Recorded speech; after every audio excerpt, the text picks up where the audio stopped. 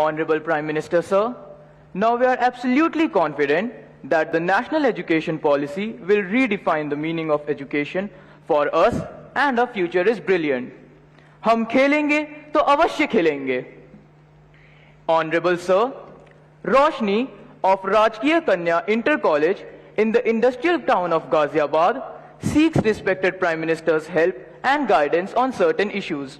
Roshni, please ask your question. नमस्कार महोदय, माननीय प्रधानमंत्री जी, मैं रोशनी राजकीय कन्या इंटर कॉलेज विजयनगर गाजियाबाद उत्तर प्रदेश में 11वीं कक्षा की छात्रा हूं. मान्यवर, मेरा प्रश्न यह है कि मुझे आश्चर्य है कि क्या छात्र परीक्षा से डरते हैं या अपने माता पिता और शिक्षकों से. क्या हमें परीक्षा को बहुत गंभीरता से लेना चाहिए जैसे कि हमारे माता पिता या शिक्षक हमसे उम्मीद करते हैं, या बस त्योहारों की तरह उनका आनंद लें? कृपया हमारा मार्गदर्शन करें. धन्यवाद. थैंक यू रोशनी. 5 नदियों के क्षेत्र, गुरुओं की भूमि स्थित समृद्ध राज्य पंजाब के भटिंडा से 10वीं की छात्रा किरणप्रीत इसी विषय पर अपना प्रश्न पूछना चाहती हैं. किरणप्रीत, कृपया अपना प्रश्न पूछें. Good morning, Honorable Prime Minister Sir. My name is Kiranpreet Kaur of class 10th. I study in Doon Public Senior Secondary School, Kalyan Sukha, District Bathinda, Punjab. Sir, my question to you is, how do I deal with my family's disappointment if my results are not good? I don't have negativity against my parents, because I know they need more reassurance than I do. Thank you, sir. Please guide me. धन्यवाद Kiranpreet. Honorable Prime Minister, sir, like many of us, Roshni and Kiranpreet also find it a challenge to deal with the expectations of their parents and teachers. We look forward to your advice. Honorable sir. रोशनी, क्या कारण है कि आपने जब ये सवाल पूछा तो सबसे ज्यादा तालियां बजी? क्या कारण है?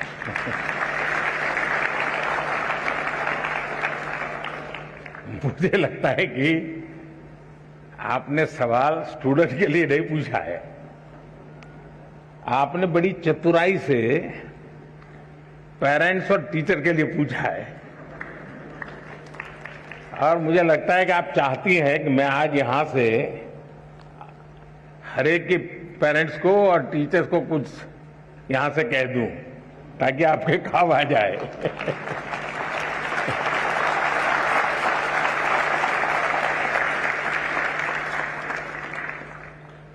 इसका मतलब कि आप पर प्रेशर है टीचर का, आप पर प्रेशर है पेरेंट्स का, और इसलिए आपको उलझन है कि मैं मेरे लिए कुछ करूं कि उनके कहने पर करूं.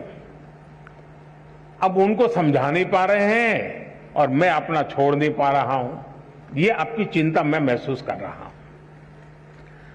मैं सबसे पहले तो पेरेंट्स को और टीचर्स को ये जरूर कहना चाहूंगा कि कृपा करके आप मन में सपने लेकर के जीते हैं, या तो जो सपने आपके खुद के अधूरे रह गए हैं, आप जो करना चाहते थे अपने विद्यार्थी काल में, आप जो अपने जीवन में करना चाहते थे वो नहीं कर पाए, और इसलिए दिन रात आपको लगता है कि बस इसको तो वो बना के रहूंगा. यानी आप अपने मन की बातों को, अपने सपनों को, अपनी अपेक्षाओं आकांक्षाओं को अपने बच्चे में एक प्रकार से इंजेक्ट करने की कोशिश करते हैं. बच्चा आपको रिस्पेक्ट करता है, मां बाप की बात को बहुत महत्व देता है. दूसरी तरफ टीचर कहते हैं कि देखिए तुम्हें ये करना है, तुम ये करो, हमारे स्कूल में तो ये है रहता है, हमारी तो ये परंपरा है. आपका मन कुछ तीसरा ही करता है. और ज्यादातर हमारे बच्चों के विकास में ये जो कंफ्यूज और कॉन्ट्राडिक्टरी जो प्रवाहों के बीच में उसे गुजरना पड़ता है, ये उसके लिए बहुत बड़ी चिंता का विषय होता है। और इसलिए पुराने जमाने में टीचर का परिवार से संपर्क रहता था। परिवार के हर लोग को टीचर जानते थे और परिवार भी अपने बच्चों के लिए क्या सोचता है उसे टीचर परिचित होते थे। टीचर क्या करते हैं, कैसा करते हैं, वो उससे पेरेंट्स परिचित होते थे। यानी एक प्रकार से शिक्षा एक चाहे स्कूल में चलती हो, शिक्षा घर में चलती हो, हर कोई एक ही प्लेटफॉर्म पर होता था। और उसके कारण अब क्या हुआ है, बच्चा दिन भर क्या करता है माँ बाप को समझ नहीं है, जानते नहीं है। टीचर को सिलेबस से लेना देना है, मेरा सिलेबस पूरा हो गया, मेरा काम हो गया, मैंने अच्छी तरह से पढ़ाया, बहुत मेहनत करके पढ़ाते, ऐसा नहीं कि नहीं पढ़ाते, लेकिन उसको लगता है कि मेरी जिम्मेवारी है सिलेबस पूरा करूं, वो मेरा दायित्व है। लेकिन बच्चे का मन कुछ और करता है।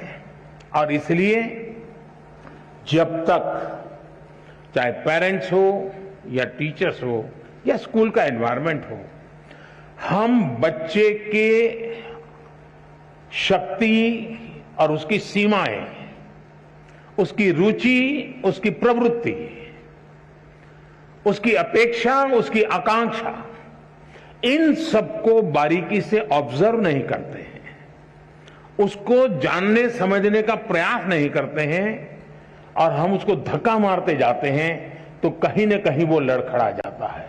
और इसलिए मैं रोशनी के माध्यम से सभी पेरेंट्स को, सभी टीचर्स को कहना चाहूंगा कि आप अपने मन की आशा अपेक्षा के अनुसार अपने बच्चों पर बोझ बढ़ जाए, इससे बचने का प्रयास करें। उनकी और हर बच्चे के पास एक स्ट्रेंथ होती है, हर माँ बाप को स्वीकारना होगा कि आपके तराजू में वो फिट हो या ना हो, लेकिन परमात्मा ने उसको किसी न किसी विशेष ताकत के साथ भेजा है, उसके अंदर कोई सामर्थ्य है। ये आपकी कमी है, ये आपकी कमी है कि आप उसके सामर्थ्य को पहचान नहीं पाते हो।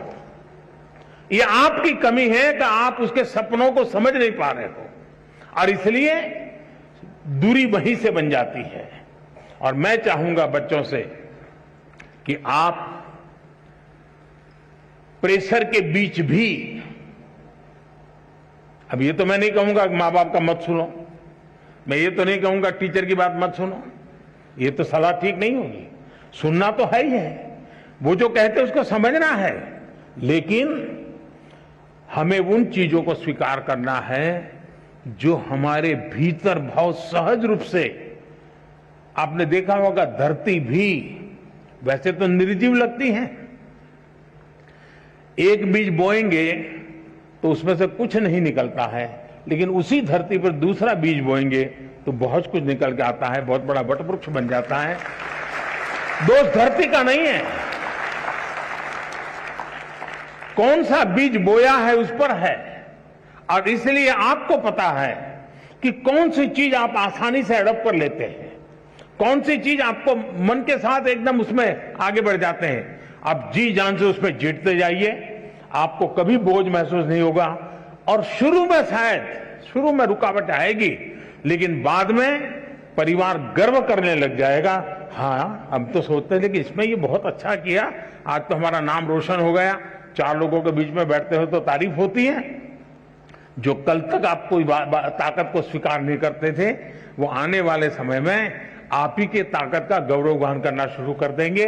और इसलिए आप हंसते खेलते उमंग के साथ जो मिनिमम रिक्वायरमेंट है उसको पूरा करते हुए, अतिरिक्त जो सामर्थ्य है उससे जोड़ते हुए आगे बढ़ेंगे, आपको बहुत फायदा होगा।